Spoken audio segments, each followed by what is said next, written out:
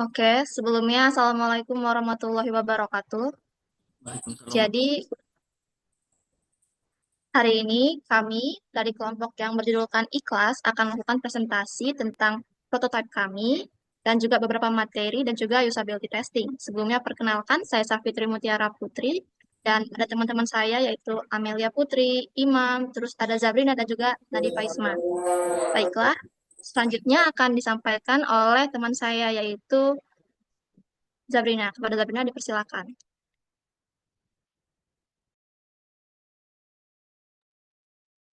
Oke, di sini latar belakang kami dalam membuat aplikasi yang bernama Ikhlas ini.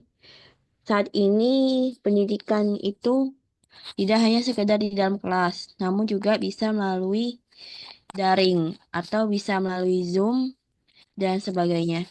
Di sini kami membuat aplikasi Ikhlas ini memudahkan terutama mahasiswa dalam memanajemen tugas atau materi atau kelasnya dengan baik sehingga bisa mengikuti perkuliahan juga secara online. Maksudnya nggak secara Zoom saja, tapi melalui aplikasi juga bisa. Terus juga di sini kami membuat aplikasi Ikhlas ini terinspirasi dari Google Classroom yang dimana di sini kami memiliki kompetitor aplikasi seperti Google Classroom, Microsoft Teams, dan Google. Dan di sini kebanyakan aplikasi kompetitor itu terlalu kompleks dan tidak fokus pada kebutuhan kampus lokal, yang dimana kampus lokal itu biasanya hanya membutuhkan yang sederhana saja seperti absensi, kelas, dan manajemen tugas, dan juga fitur chat seperti itu. Maka dari itu kami membuat aplikasi Ikhlas yang dimana tampilannya itu secara lebih sederhana dan lebih simpel daripada aplikasi seperti Google Classroom dan Microsoft.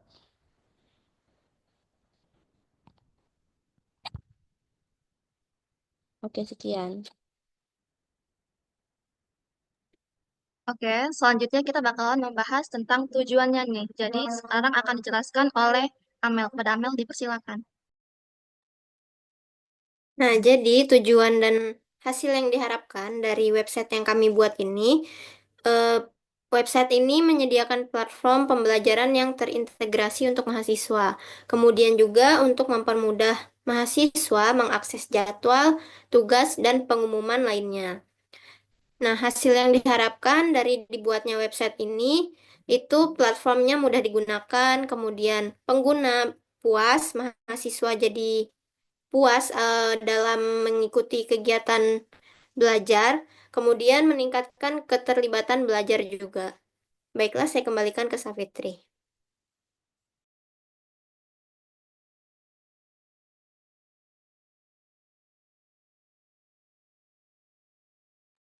Oke, selanjutnya kita bakalan masuk ke penjelasan tentang demo prototipenya nih. Nah, ini akan dilakukan oleh Imam. Kepada Imam dipersilakan.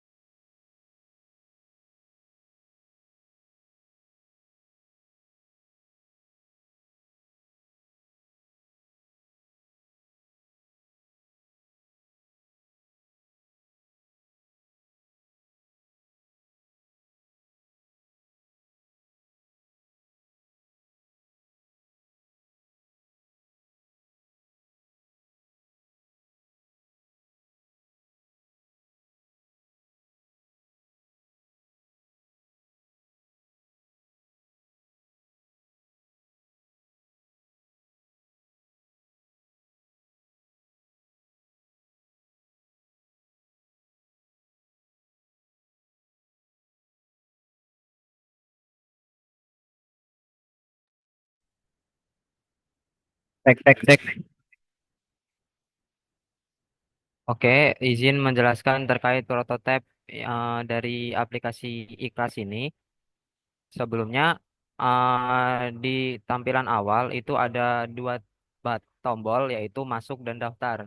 Di mana masuk ini buat login dan daftar ini buat registrasi. Nah, ketika dipencet masuk, itu bakalan user akan meminta nama pengguna dan kata sandi. Dan untuk tombol ingatan saya ini, dia untuk menyimpan kata sandi di dalam front end atau di dalam metadata dari websitenya.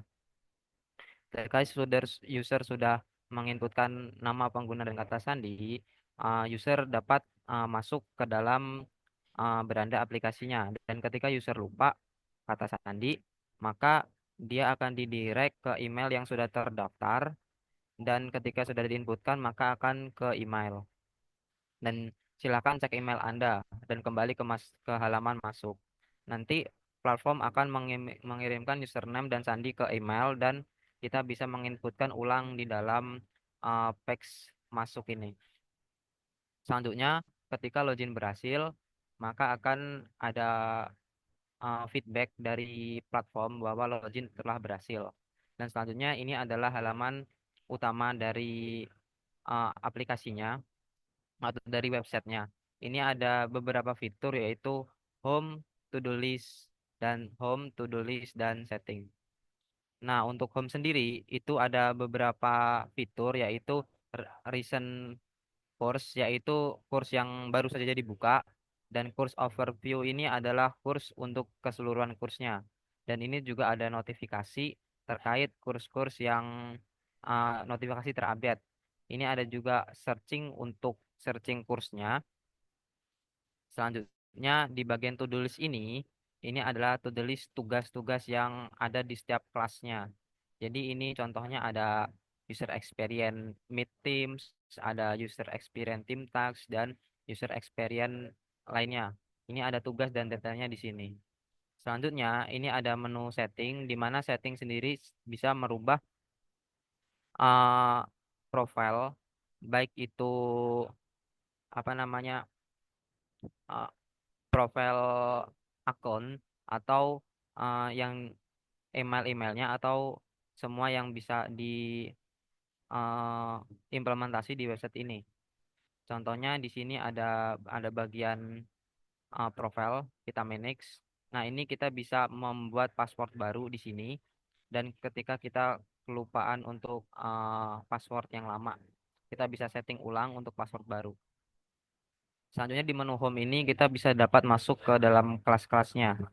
Nah, dan kelas-kelasnya ini selalu update present atau absensi di pertamanya. Nah, di absensi ini kita bisa menceklis antara hadir, telat, sakit, izin, atau alpa, dan di submission dengan akan dikirimkan ke backend-nya. Selanjutnya, ini bisa kita lihat detail tugasnya. Nah, untuk detail tugasnya ini juga ada judul tugasnya, deadline-nya, poinnya berapa, dan uh, note tugasnya apa saja. Dan ketika kita disubmit, maka akan mengumpulkan tugas-tugas, dan kita bisa lihat skornya. Selanjutnya, kita bisa setting di bagian nama-nama tugasnya, atau uh, atribut yang ada dalam tugasnya, dari judul tugasnya dan deskripsinya. Dan ini untuk upload filenya. Dan ini bisa di uh, pencet finish. Tes ini kita bisa di submit gitu. Habis itu kita bisa lihat scoresnya. Ini adalah scores yang tadi. Selanjutnya ketika semua sudah kelar, ini bisa dipencet logout.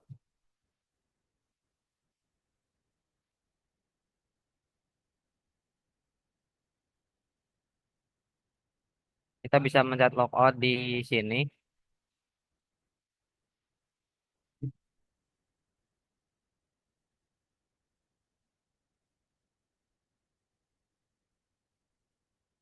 Nah, habis itu kita di dalam profilnya bisa logout dan kembali ke halaman utama. Mungkin sekian dari saya. Terima kasih.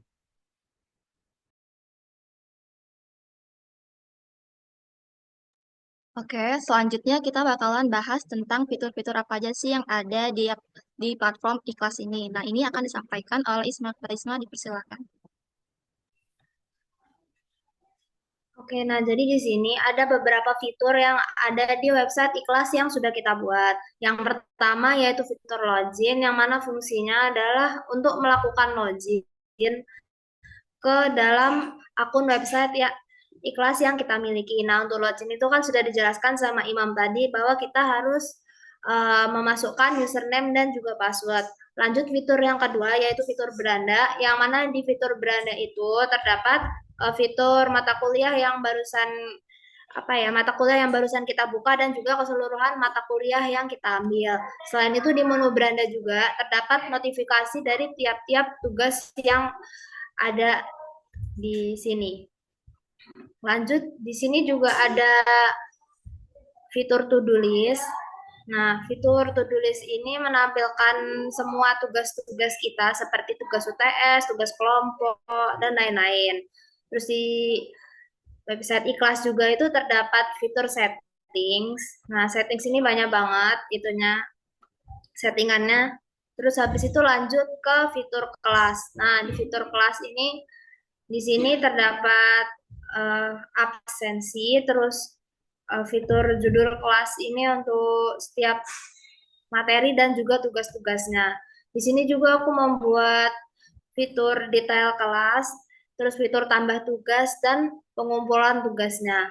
Nah, setelah mengumpulkan tugas, di sini juga bisa dilihat skornya berapa dan juga kita juga bisa melihat tugas yang barusan kita kumpul itu tadi.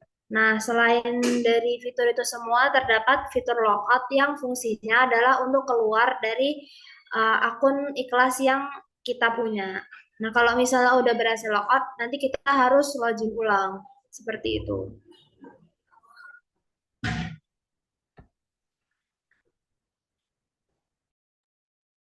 Oke, selanjutnya kita bakalan masuk ke usability testing.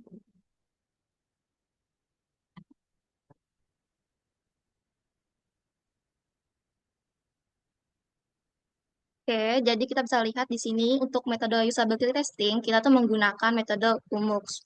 Ini merupakan metode seperti SUS, tapi yang lebih singkat, karena hanya terdiri dari 4 pertanyaan, dengan skalanya itu 1-7. Terus itu, ini pertanyaannya ada 4 kan, ada yang positif untuk yang ganjil, dan yang negatif untuk yang genap. Untuk yang ganjil itu kayak aplikasi ini memenuhi kebutuhan saya apa enggak. Terus tuh yang kedua, apakah aplikasi ini terlalu rumit digunakan? Yang ketiga itu saya merasa mudah untuk menggunakan aplikasi ini. Dan yang keempat itu saya merasa percaya diri saat menggunakan aplikasi ini. Nah, terus tuh gimana sih caranya untuk melakukan usability testing menggunakan metode UMUX? Nah, itu caranya ada 4 step. Yang pertama itu kita harus menyiapkan skenario-nya terlebih dahulu. Jadi kita kasih tahu deh tugasnya apa aja nih yang harus dilakukan oleh pengguna. Di sini kita bisa mengasih tugasnya login, mengakses materi, melihat daftar tugas, terus itu juga mengirimkan tugas. Setelah itu, kita kasih juga link prototipenya biar mereka bisa melihat dan mencobain tugas tadi. Kemudian, kita memberikan form evaluasi UMUX kepada mereka. Setelah itu, nanti kita bakal mengumpulkan dan mengolah hasilnya, dan yang terakhir kita bakalan mengulangi untuk semua responden. Di sini kita menggunakan 5 responden. Nah, untuk skor dari UMUX itu ada 4 kategori. Yang pertama adalah excellent, yang kedua good, ketiga acceptable, dan keempat poor. Nilainya bisa dilihat di sini, kalau 85-100 itu excellent, dan kalau kurang dari 50 itu masuknya ke poor. Nah, kalau ini hasil dari kuesioner kita. Kita kan ada 5 responden, ada 4 pertanyaan. Nah, tiap pertanyaan itu dia bakalan milih rentang 1-7. 1 itu kurang setuju, pokoknya yang 7 itu sangat setuju gitu. Bisa dilihat ada 6, 2, 7, 6. Setelah itu kita bakalan ngolah datanya kan. Nah, untuk yang version kedua itu bakalan dibalik dengan menggunakan rumus 8 dikurang Q2. Setelah itu kita bakalan menghitung rata-rata skornya. Di sini kita menggunakan total skor dikurang 4 dibagi 24 dikali 100. Dapatkan hasil seperti ini. Untuk responden 1 itu total skornya 25 dengan umum skornya itu adalah 87,5 dan seterusnya. Nah, dari perhitungan total skor ini, kita mendapatkan kesimpulan bahwa rata-rata yang didapatkan dari pengolahan tadi itu adalah 82,5. Ini termasuk ke dalam kategori good. Nih, kategori good itu kan 70 sampai 84. Nah, jadi hal ini menandakan mayoritas pengguna itu merasa puas menggunakan ikhlas, walaupun masih ada beberapa yang merasa aplikasi ini sedikit rumit. Jadi, sekian untuk pemaparan materi dan juga prototipenya. Sekarang kita bakalan masuk ke sesi Q&A. Pada tim penanya, yaitu timnya Fauzan, dipersilakan.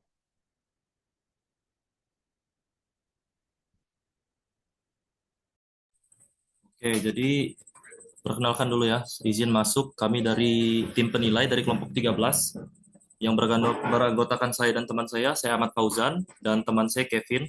Jadi kami di sini ada beberapa pertanyaan lah yang akan ditanyakan sama kelompok kalian. Jadi kita mulai aja ya dari saya dulu. Mau nanya, jadi berdasarkan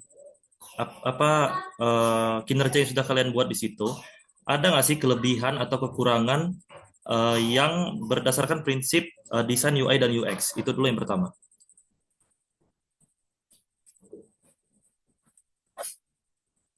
Oke, mungkin untuk pertanyaan selanjutnya dari saya, yaitu Kevin Gantama.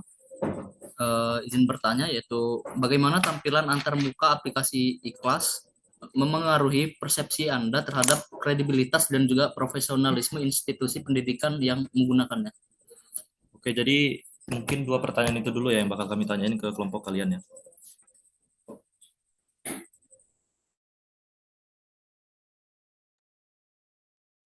Izin masuk. Di sini saya akan menjawab pertanyaan dari Kevin. Itu pertanyaannya tadi bagaimana tampilan antarmuka aplikasi ikhlas itu mempengaruhi persepsi terhadap kredibilitas dan profesionalisme institusi pendidikan yang menggunakannya. Nah, jadi di sini tampilan antarmuka ikhlas kami ini sudah dirancang dengan pendekatan clean UI dan visual yang minimalis. Nah, tujuannya itu agar mencerminkan profesionalisme dan keseriusan institusi tersebut terhadap pendidikan. Di sini kami menggunakan kombinasi warna yang tenang, yaitu kombinasi warna biru, dan tipografi yang sudah jelas untuk membangun kesan kredibelnya. Nah, di sini karena di dunia digital ini kesan yang pertama itu sangat menentukan antar muka yang tertata rapi dan konsisten, langsung memberikan sinyal bahwa platform ini dikelola dengan baik oleh institusi yang profesional.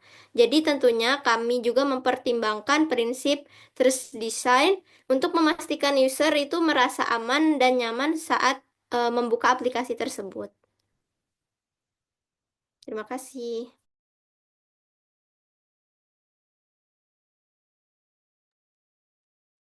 Saya akan menjawab pertanyaan Fauzan sebelumnya mengenai kelebihan dan kekurangan dari aplikasi kami.